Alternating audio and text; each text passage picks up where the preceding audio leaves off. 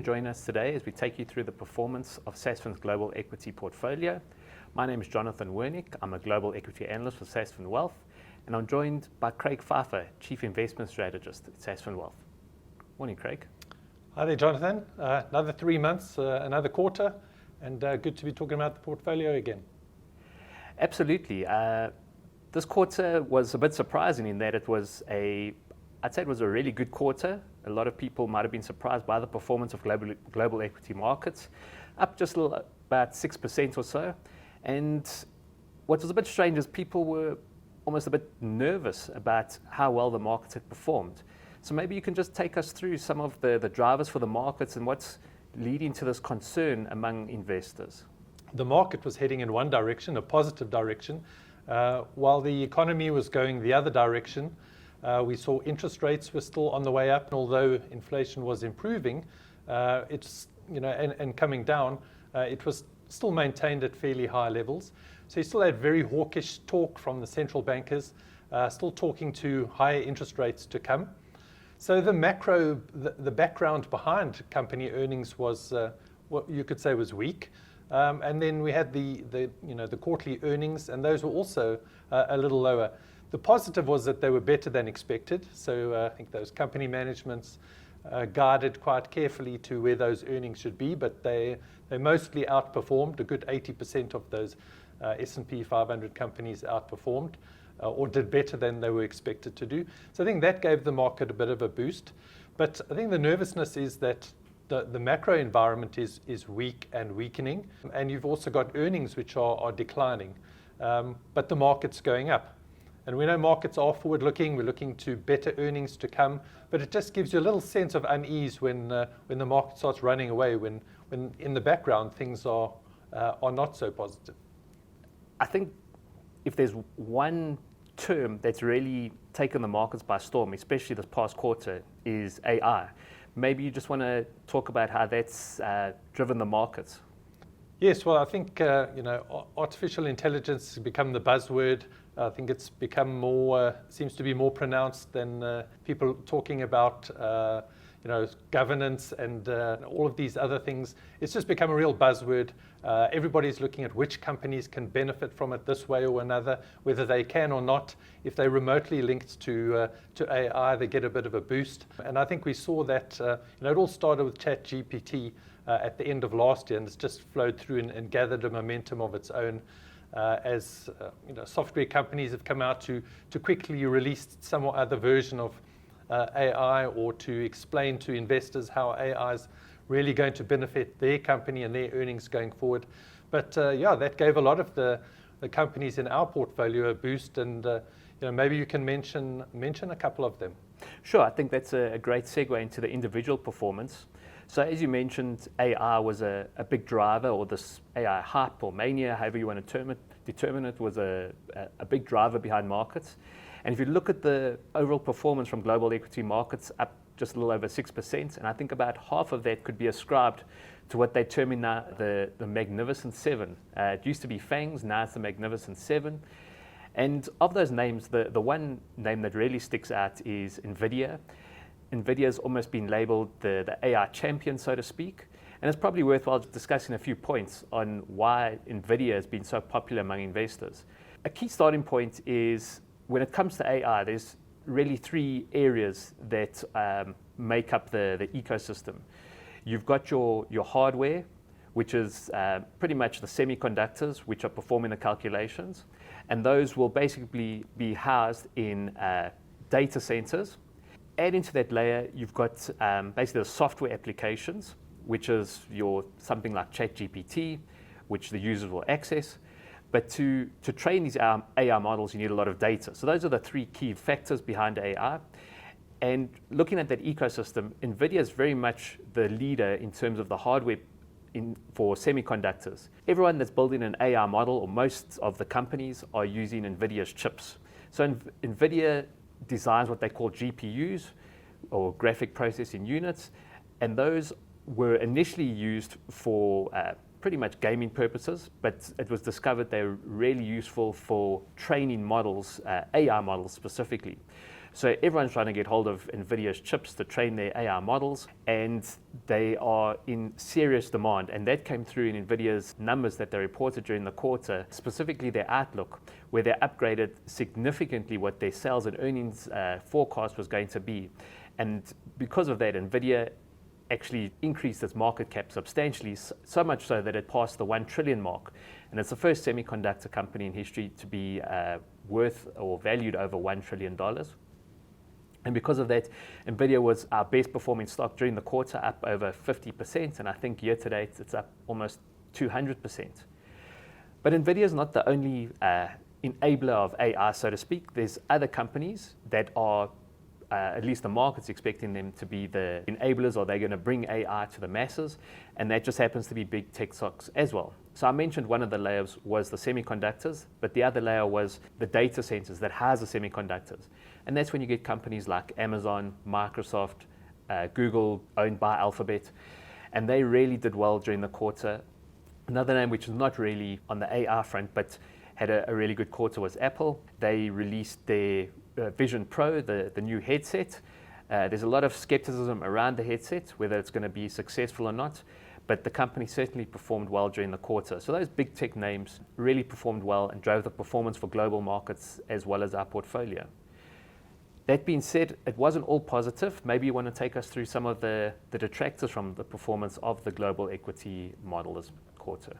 Yes, outside of those magnificent seven, there were some stocks less sexy, so to speak, that more of those basic consumer staples or utilities, let's say those boring defensive stocks that aren't so boring when times are tough, and you really do depend on them for your portfolio performance. And performed really well last year. And performed really well, yes, you're right. So I think just taking a bit of a breather, a bit on the back foot, doesn't detract from our expectations for them or warrant any kind of review of them in the portfolio.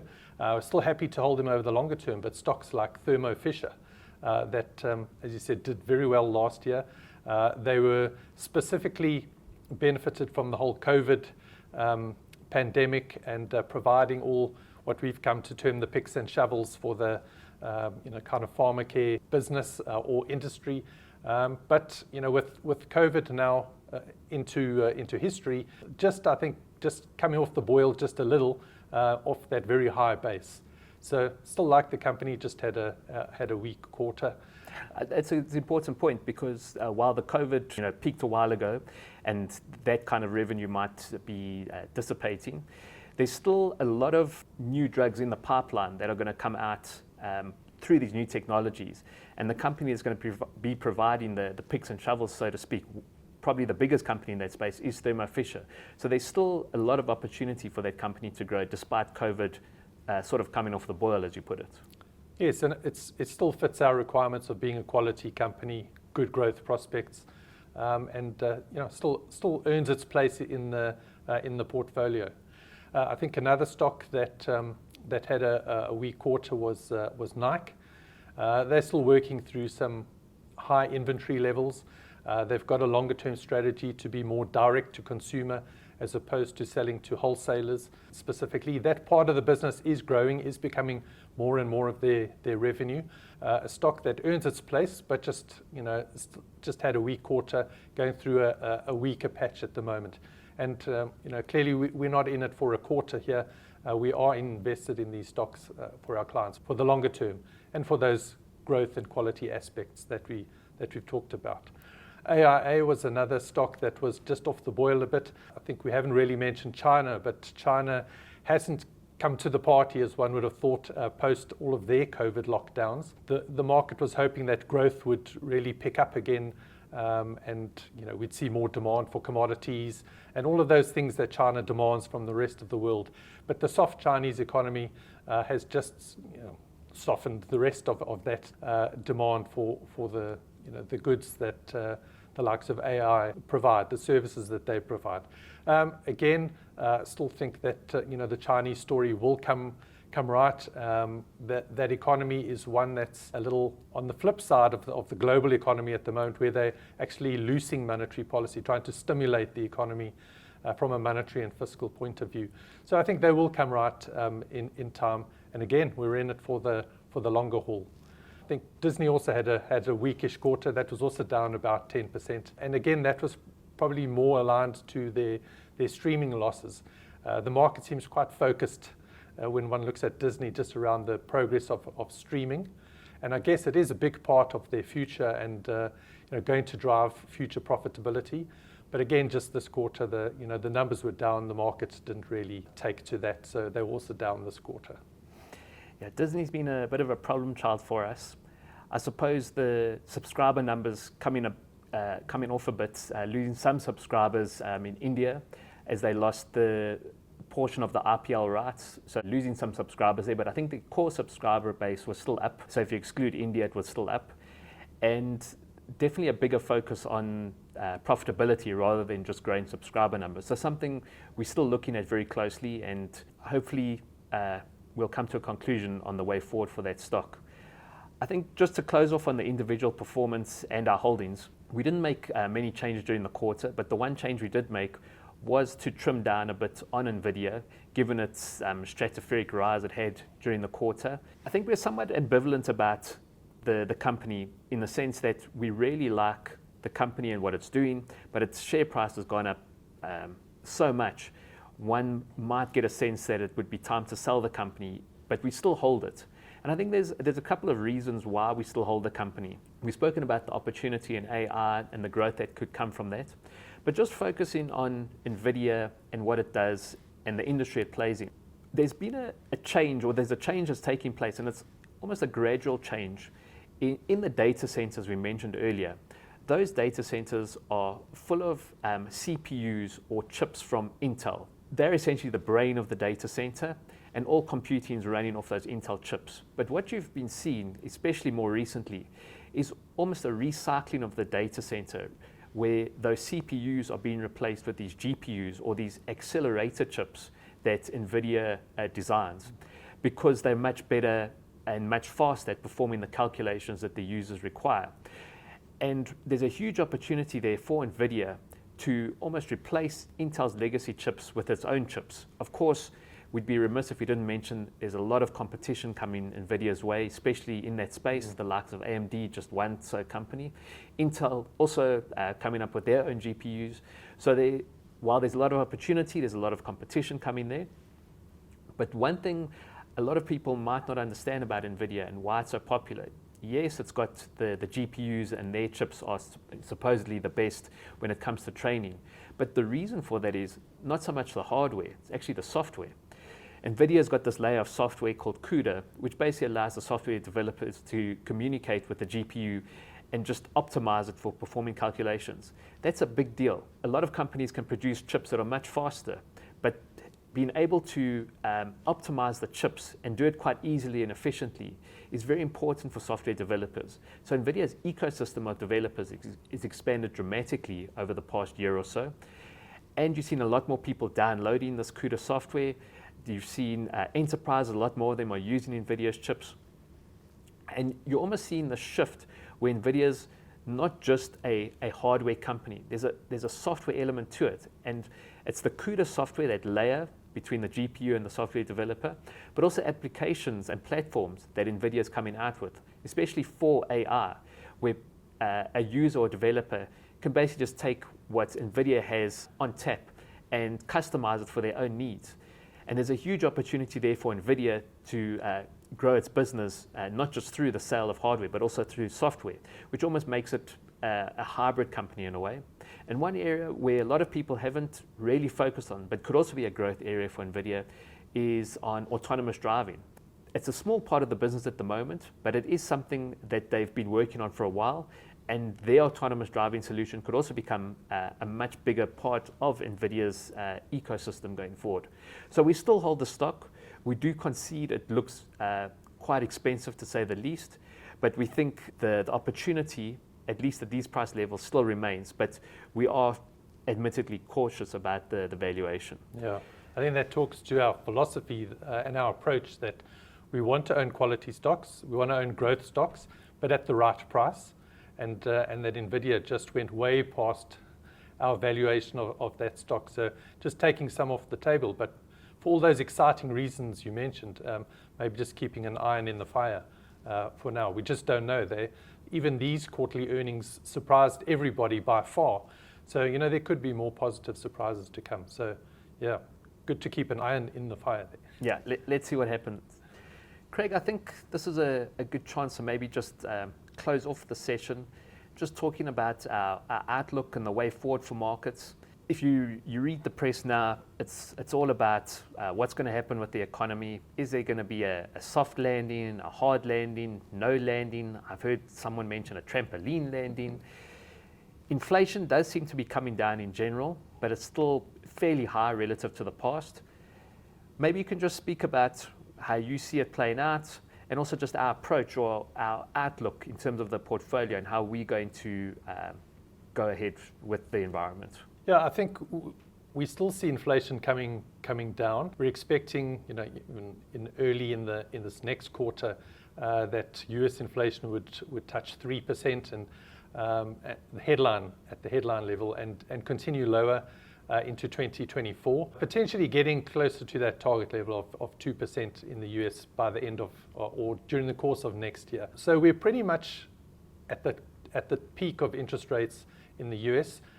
We thought we were there before, but the Fed has really stayed hawkish, and they're still talking 2 more rate hikes during the course of this year. Probably see the next one in July for sure, and maybe the next one would be a little bit in the balance. But we're still expecting tighter monetary policy from the ECB in Europe. Bank of England could potentially still hike some more. So still a very restrictive economy, global economy on that front. As we mentioned earlier, China probably loosening up, trying to stimulate that economy a bit more. But overall, still a weaker, slowing global economy, despite the fact that China, may pick up a little bit as we go into the end of this year and into next. But for us, looking at the macro, looking at the inflation and interest rates, it's all about what we think about how that's going to impact earnings, corporate earnings, and how the market's going to perceive that economic background and the earnings. So just the probably general consensus is that this earnings season to come in July, the reporting season to come in July, we'll still see earnings down about 6 to 7% year on year. But it does get better in the next quarter, starts improving, starting to see some growth coming back. So that will probably for 2023 be close to flat, if not slightly positive on the year before we get a bit more momentum and grow earnings into 2024. So the earnings outlook still looks to be fairly positive. For us in managing the portfolio, it's about sticking to our knitting, still investing in those stocks where we see growth over the longer term, those quality stocks with a proven track record. They've got the balance sheets, they've got the management, all of those other qualitative aspects to it. And that where we continuously monitor the price and the value of those shares. And as we did with NVIDIA, it took some off the table. Maybe new opportunities arise. Some of those stocks that we might have thought were overvalued might come back into cheaper looking territory. So I think we'll stick to our philosophy and process of quality and growth at the right price. And we'll watch the market as it ebbs and flows for those opportunities. Agreed. Craig, thank you for that. I think this is a good point to draw a line under for now. And thank you for joining us. We'll see you again in the third quarter. Bye for now.